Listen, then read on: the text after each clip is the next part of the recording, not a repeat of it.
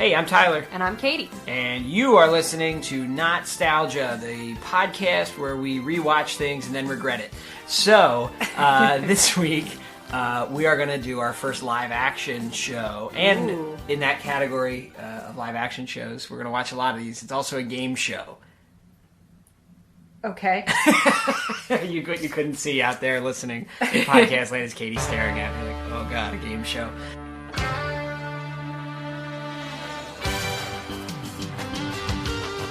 This show's called Double Dare. Have you ever heard of or seen Double Dare, Kate?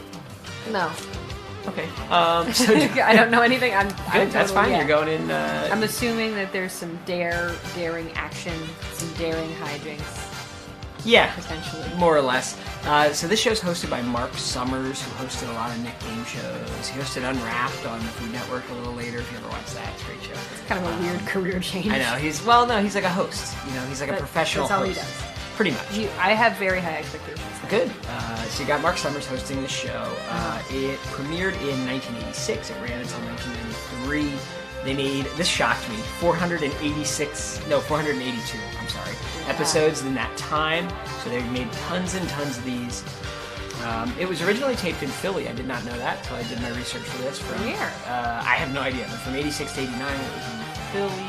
It was in New York briefly, and then they finished off in Orlando, Florida at the Nickelodeon Studios, which we'll talk about probably more in future episodes. It was like this mythical place. As a kid, you're like, oh my God, I must go there. It was like Mecca for kids who watched Nick in the 90s. They would always say at the end of episodes, filmed in Orlando Studios, at Nick Studios in Orlando, Florida. They would show you like this amazing big orange building, you know, where this was going on. You don't sound impressed. Okay. The other interesting thing I saw about this is that when they premiered this show, they were looking for stuff to put on the air in the mid-'80s. They were running focus groups, Nickelodeon, and they realized there were no game shows created specifically for children ever made at any point in history up until the mid-'80s. So they made this, and it was a huge hit. It like tripled their views and all that. So it worked really well. The reason it's called Double Dare, and we'll get into it when we watch it, is because the structure is like there's some trivia questions and there's two teams of kids. Later they did like the family version and stuff too. It really just turned into Family Feud. But the kids can dare, if they don't know the answer or they don't want to try the question, they can dare the other set of kids. They can double dare back, and if you can't get it on a double dare, you have to accept a physical challenge instead of the question, and they'd have these messy obstacle courses with like, you know, green slime and like all sorts of stuff you'd have to like wriggle through.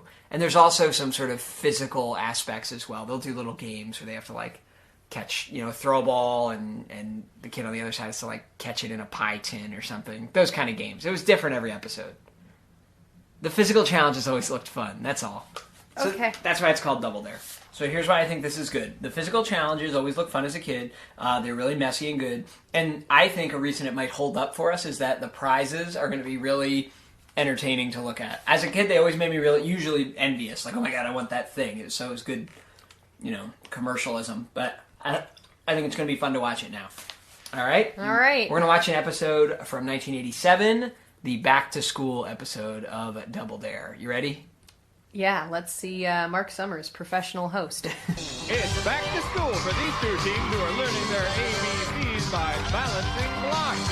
The first group to stack the squares will make the grade with $20 and control of the show with lots of class. Double Dare. Let's meet our teams that are competing. First of all, the team to my right, the Potato Head Kids. Say hello to Greg and Jill.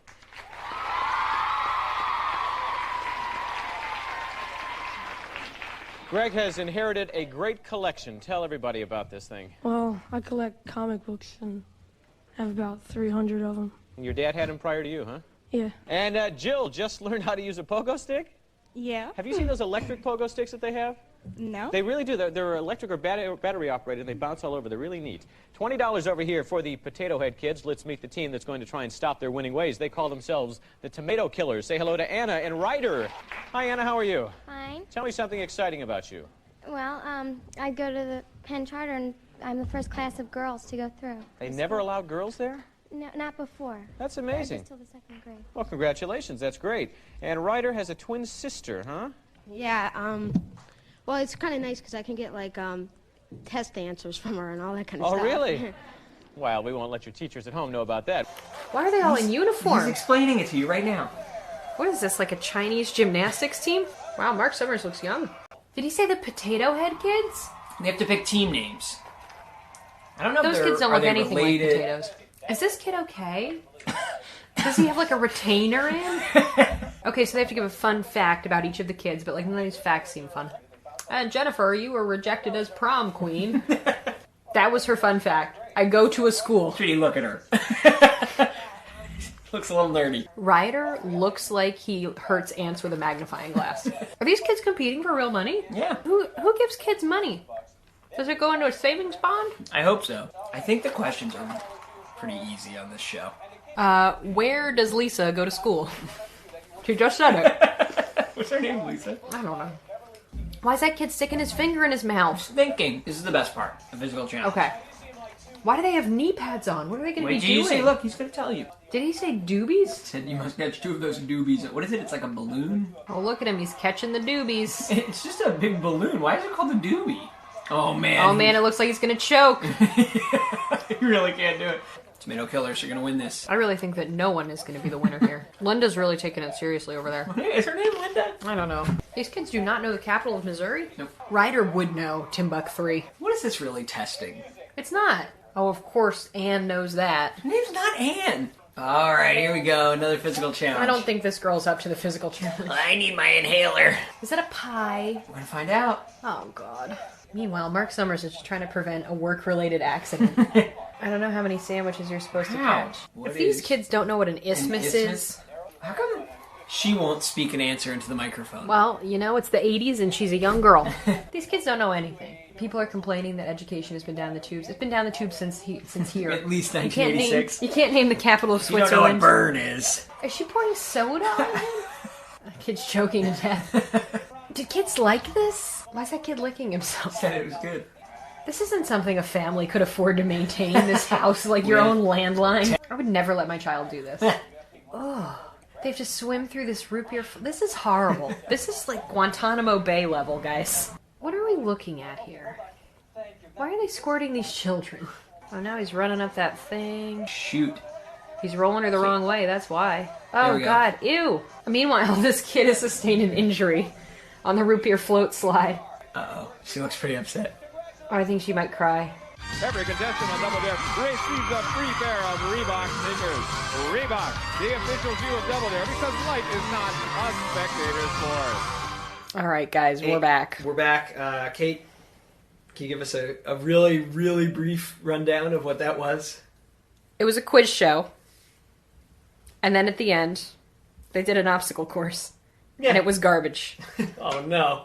Come on, that was garbage. If you mean- Even you can say that was a stinker. If you mean they had to slide through garbage to get the flags, to get the prizes, yeah, it was, that was a bit of a rough watch. That was not good. I All right, know- so here, let's go through the list of why you thought it was good, and then I'll tell you why it was not good, and then the episode will be over. No. Go ahead. Okay, so the first thing that you talked about was that the physical challenges were really great.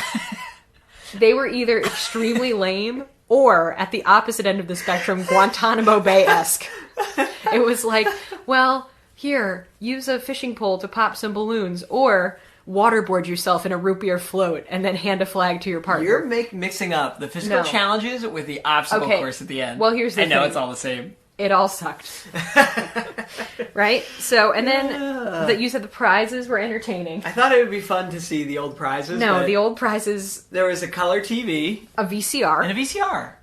Trip to Disney World, which they did not win. And the kids were sad at the end. Like She it was wasn't really sad. It wasn't fun at the end. Well, the They one were like girl- ready to cry. The girl who goes to Penn Charter, she couldn't get through what looked like the easiest part of the obstacle Yeah, course, that which was was to like sad. open a door. She was too light to move it down. Yeah, and they lost like 30 seconds there. I would argue that the highlight of the show were the two showrunners who kept obviously accidentally messing up and like forgetting props They were and doing like really bad. trying to put little hats on kids and Right. it didn't The work. rubber bands, like wouldn't, with the cups on them, wouldn't stretch over It just kids' seemed faces. so it they just could see seemed those like a games. very chaotic, unorganized experience, and like not in a fun way. In the way like where your dad plans a vacation and you have no idea what you're doing, and then neither you does realize, he. he has no idea, and he's like, all right, kids, we're going to this rest stop. Like, that's what it felt like the whole time. So, Yeah, even the host, Mark Summers, professional host, was having trouble with it. He's like, Yeah, where's that apple with a worm in it that was supposed to be in this box? I would argue Why did they leave all that in? that he's really unraveled. Not unwrapped, guys, unraveled. Wow. All right, so that was 30 minutes that I'll never get back. For Not-Stalgia, I'm Katie. I'm Tyler. Bye. Contact us at notstalgia@AOL.com if you want to tell us why Double Dare is good. If you think that, you should be in an institution. See ya. It's awful.